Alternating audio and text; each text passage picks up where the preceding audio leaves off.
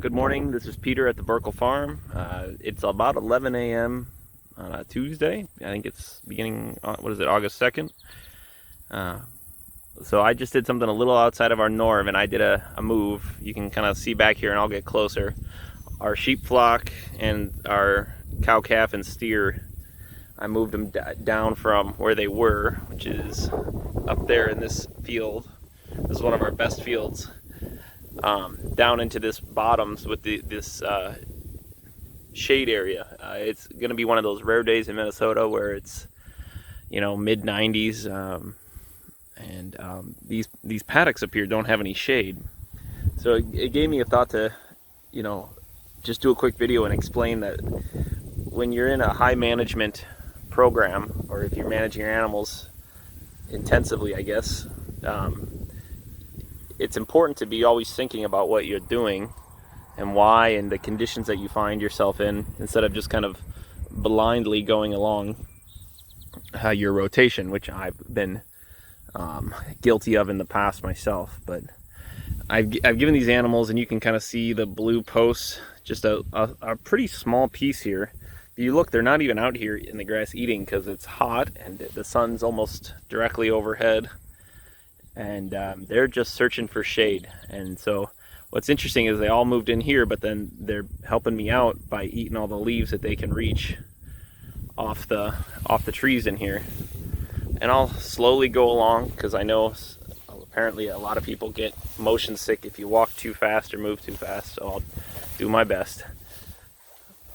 But you can see, there's our cow right there. She's found a piece of shade to eat grass in.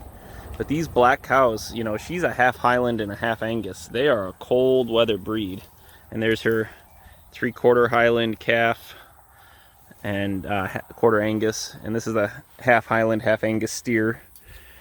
Boy, is he pretty fat. It's hard to see with the sun the way it is, but he's just got fat everywhere you look on him. Yeah, I'm going to try to cover up the sun, stop the sun from getting in. But you can see through here, all these sheep are up and down in these trees and eating on this easement driveway, or whatever you call it, to get onto the farm. But it's been pretty interesting. I've been rotating these animals through here, and I found this is a nice apple tree. You can see I noticed this because the wild turkeys kept coming down here, and I was trying to figure out why. I come down here and they have all the cast-offs, and they're just pecking through them to get to the bugs. So I think we have a couple of apple trees in here, and I kind of have a mind to come in here and thin out all this garbage and give these trees a chance to go.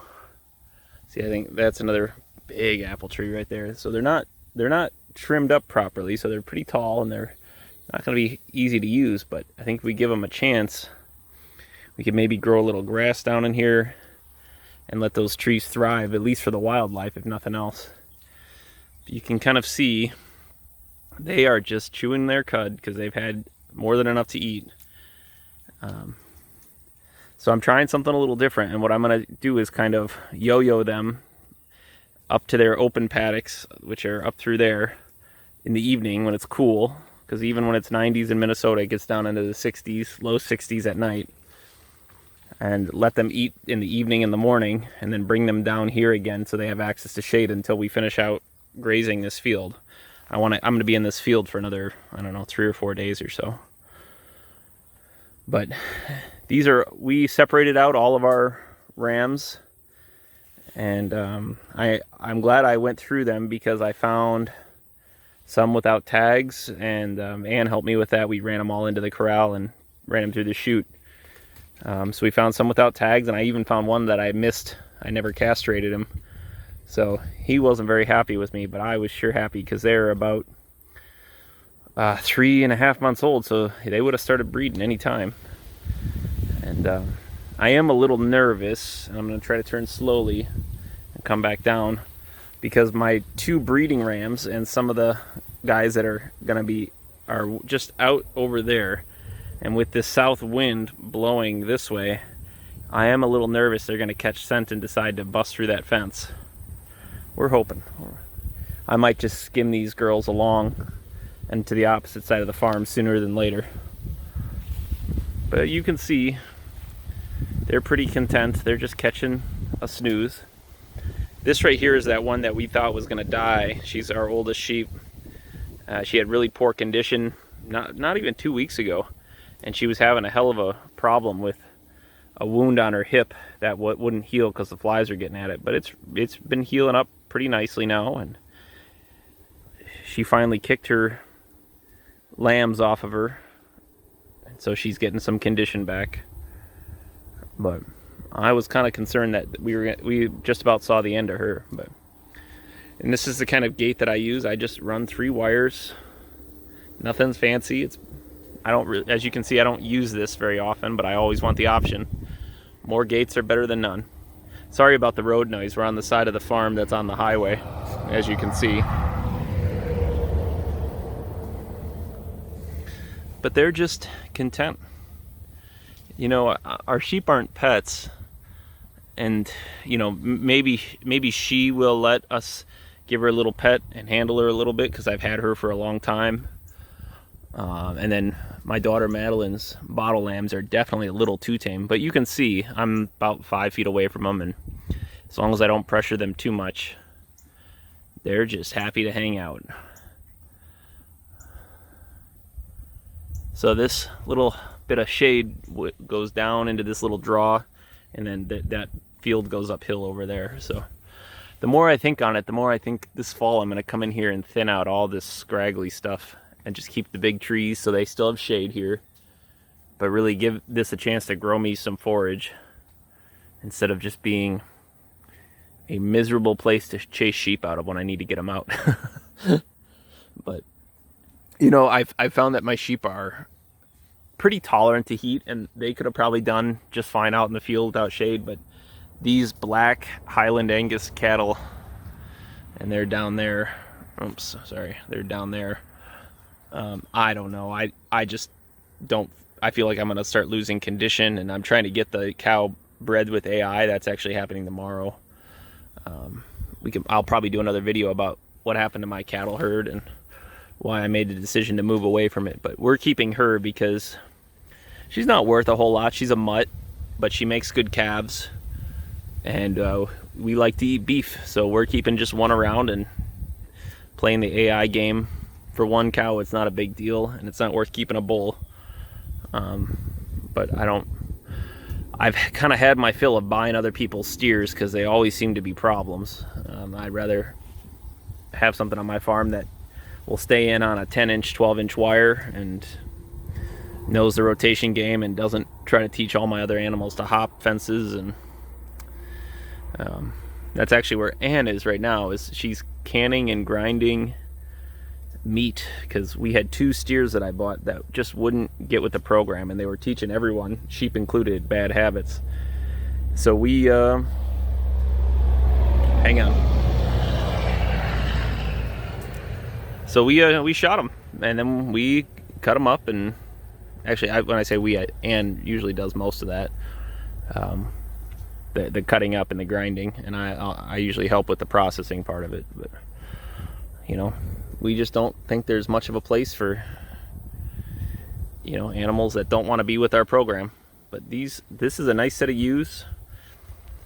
We're hoping to get 30 or 35 more ewe lambs out of them next year and kind of hit some capacity on our farm. I'd like to run around 70-75 ewes on our farm, and that'll hit my stocking rate, with a little cushion. You know, it seems like our summers have been we've had 2 dryish summers in a row, so I don't want to be pushing farther than I need to. A lot of people feeding hay already, and that just doesn't really interest me. I'd rather just carry less animals and carry the right amount, I should say. So I think that'll do it. This evening, I'll move them back up onto that hill where all that alfalfa and clover and orchard grass, timothy brome, ryegrass. It's a great field, just bursting at the seams with fertility, and that it's really come a long way since we bought this farm. But all right, well, this is Peter at the Burkle Farm. Have a good day.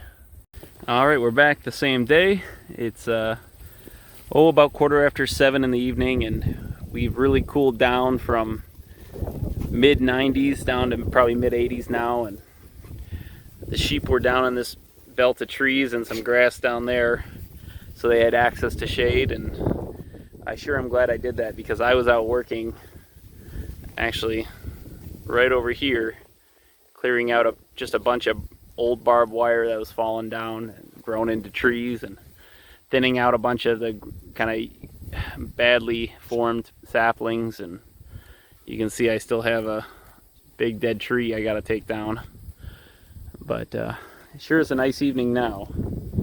You can see the ewes. We moved them back up this lane right here, and they are content in here. They're going to be in here all night and all morning, and then I'll move them back down to where they have shade, because you know, if you don't have any shade, you really have to manage for the weather.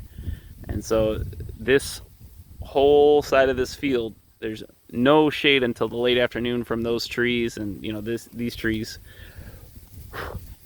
And so I just had to make a decision on how to provide an appropriate amount of shade for these dark hairy cattle that I have, and then these ewes. We want them to continue to press forward with their condition, and you know, putting a lot of heat stress on them is just not a good move. So they sure are used to moving, though. It took me about 5 seconds to move them on back up here, and they kind of understood what I was trying to do. But now that we're in late evening, and I don't know if you can see them on the camera, we have swallows back out diving over the cattle in particular. I'm sure it seems like my sheep don't really carry a ton of fly load at all, but the cattle have a couple. Mostly that mama cow seems to have more than that steer, because she keeps a lot more hair on her hide. But yeah, this is our ewe flock.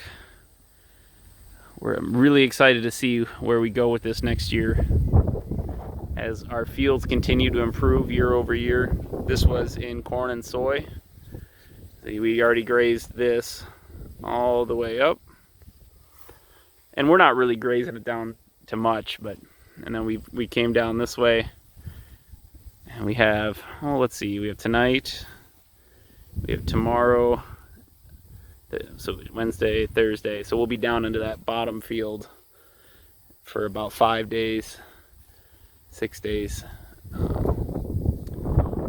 probably by the weekend, and then we run them back up here, and there's just a little triangle shaped field behind these woods. I don't know if you can see it through the trees or not. And then we go to the opposite side of the farm and start it over. So right now, with the stocking rate I have, and it sure could use some more animals, I'm almost at a 50 day rotation right now. I could go a lot faster, but we have a lot of seed heads forming, and I'm trying to get this trampled down on the ground, trying to slow the animals up because we aren't getting a ton of rain. So we could go quite a bit faster. My first rotation around the farm, I did it in 30 days, and this rotation is 55 days. So,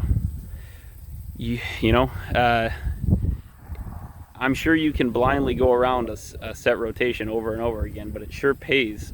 I mean, we can see it in this grass. It sure pays to just be mindful of your conditions, your weather, what's going on with your animals, and just make adjustments along the way. But beautiful evening here in Minnesota. I hope you have a good evening. Bye.